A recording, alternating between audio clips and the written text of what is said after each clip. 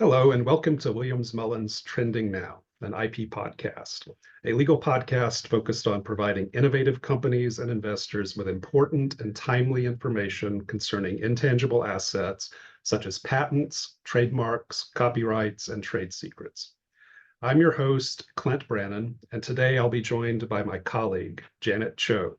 Janet's a partner in our intellectual property practice group at Williams Mullen, and today we're going to discuss residual goodwill in the context of trademarks. How are you doing today, Janet?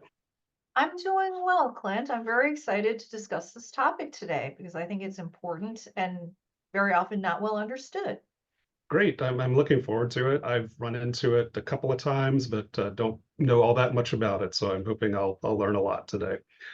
Before we get into residual goodwill, let's talk about trademarks generally for a moment. Generally, what does a trademark owner have to do in order to maintain rights in a mark? That's a very important question, Clint, and I love to talk about this mainly because I think there's a lot of misunderstanding about how a party acquires trademark rights. Here in the United States, how one acquires trademark rights is through use of a mark in the marketplace to promote a particular good or service. I think many people believe or presume that a grant of registration is the vehicle through which a party ascribes trademark rights for itself. And a registration is helpful. It can enhance the scope of your rights and your protection, but it's not the method through which one becomes a trademark owner or builds trademark rights. It's through use of the mark in the marketplace. At the same time, if you stop using a mark, you may risk abandoning your rights in the mark or losing your rights in the mark. Abandonment sounds kind of ominous when it relates to my property rights. What are the elements of abandoning a trademark? Clint, yes, it's ominous and scary. So there are two general factors that are involved in the abandonment of trademark rights. One of which is the trademark owner has ceased using the mark to promote and make available the particular good or service associated with the mark, and the owner intends not to resume use of that mark. And if you have ceased using the mark for 3 years, there's a presumption that you're not going to continue using it. One thing that comes up actually very frequently is, okay, if we're talking about use and the close tie of use with trademark rights, how frequently or how much, or what are the terms, or what is the rule for use such that you maintain your rights? So in other words, another way to say that is, how do I need to use my mark exactly so that I maintain my rights or I don't abandon my rights or lose my rights? And I would say that's a very difficult question to answer. It really depends on your mark, what you're promoting, and what the nature of your business is. For example, you may sell a product that's very, very costly, and it may be reasonable in your industry to sell one of these products a year, and that would be considered an industry standard, and that's sufficient use. If you sell a product that's maybe more consumer targeted or consumer friendly, maybe less costly, something that a consumer would need daily or weekly, then selling one a year might not be sufficient to maintain your rights. So I would say there's no hard and fast rule, but do think about what is standard or typical or expected in your industry in order to maintain proper use and keep your trademark rights. Thanks, Janet. That's very helpful. I think I understand the use aspect now. The other element of abandonment that you mentioned was that the owner has to have an intent not to resume using the mark. What factors does a court consider in evaluating the owner's intent? I would say intent of an owner or intent of a party is a very difficult and sometimes nebulous factor to assess or discern. The easy way to answer that is sometimes intent is very obvious. So if you are a mark owner and you are, say, going out of business, or you're discontinuing a product or service for a particular reason and you announce that, I think to your consuming group, it's relatively evident that you are no longer going to be using this mark and you intend to abandon your your rights in it, even though you may not say, I'm abandoning my rights in my mark. But if you cease making the product or service available, I think it's pretty clear. And I think that situation is rare. Most other times, it's a little bit more nuanced. And a court might look at ancillary or collateral factors, such as, well, if you're the mark owner, do you continue to service or make available support for this particular product or service? Can I still maybe buy parts for it? Is there a circumstance where I, as the consumer of this particular product or service, can continue to engage with it, use it, interface with it, something along those lines? And one other thing, just to kind of add to the complexity of all of this, is sometimes courts will also take a look at what we call residual goodwill and whether or not residual goodwill plays into use and potential abandonment. And they include this concept into the analysis of whether or not you still have rights in your mark. Thank you, Janet. Before we go into residual goodwill specifically, could you just describe what plain old goodwill is in the context of trademarks?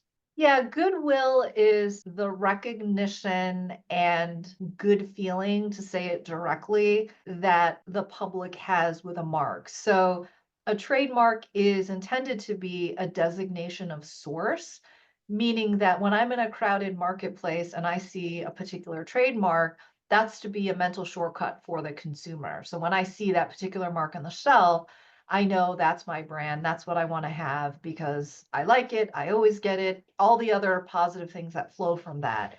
So goodwill is really about the positive regard a consumer has for a particular mark. But in the context of trademark rights, I would distill that even further in that a consumer has to be aware of the mark, but also has a very strong and positive emotional attachment to the particular mark. So it's not just you recognize it generally and you like it. It really has to be perhaps a threshold above that, that there's really, really a strong connection to the particular mark.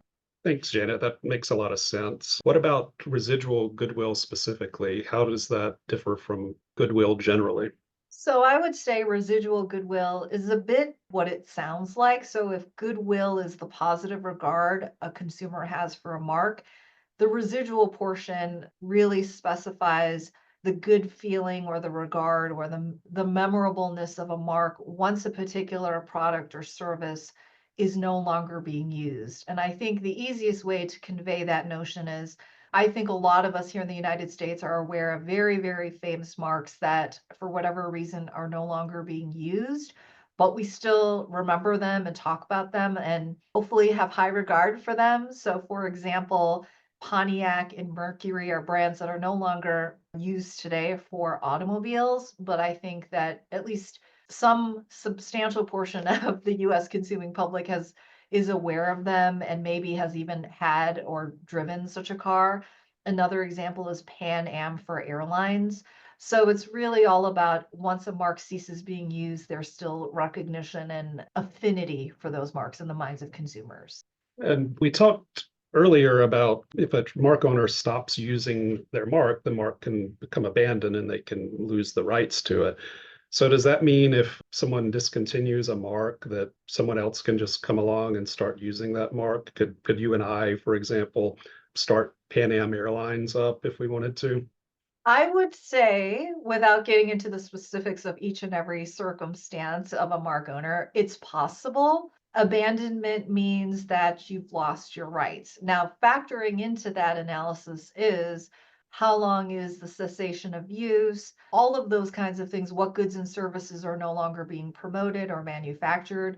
But it is a risk, which is why it's very important to continue use of your mark. And sometimes that can even get to a portion of your mark. And what I mean by that is a party may have a mark that promotes, say, real estate services and clothing. And it may be that over time, the mark is no longer being used for clothing. So it's possible that your mark is abandoned for a portion of your goods or services. So really, the key as a mark owner, your obligation, your duty is to continue using your mark. And you do risk abandonment such that someone else could come along and use and maybe even file an application for a mark that you have abandoned. So there is certainly risk and potential downside to abandonment. Are there any rules or guidelines that we can apply to determine if residual goodwill could help us maintain or save a mark? I would say that the case law on recognition of residual goodwill and whether or not it can be successfully asserted to maintain one's rights is very patchy. And so I think there is a risk on relying on residual goodwill only. The court cases that we've looked at, and there have been courts as recently as 2022 that have looked at this, it's not always predictable. So my thought would be that if you are in a situation where you're evaluating whether or not your mark may be salvageable, certainly goodwill is something reasonable to look at. But if that's all that you have, there is a risk that you won't be able to secure or retrieve your rights. So I would say the starting point is continued use. And if there is a non-use situation, making sure that you document that so that it's not something ascribed to you as best you can. So it sounds like maybe we should keep residual goodwill in mind as something that might be helpful to us and check to see if we have it if the context arises, but that we shouldn't necessarily be relying on it too heavily to keep our rights alive. Is that fair? Yes, I would say that's 100% accurate, Clint. Very wise thing to say. Well, thank you, Janet. I think we've learned a lot today. It's been very interesting for me. That'll wrap up our discussion on residual goodwill and trademarks. I'd like to thank Janet for joining me on Trending Now, an IP podcast. If you have any questions or suggestions for future episodes, please contact us. You can also visit our intellectual property practice page at williamsmullen.com/IP. And there you can find out more about our team, as well as past episodes of this podcast and legal alerts. Be sure to subscribe to this podcast to be notified when our next episode posts. Thank you very much, and until next time.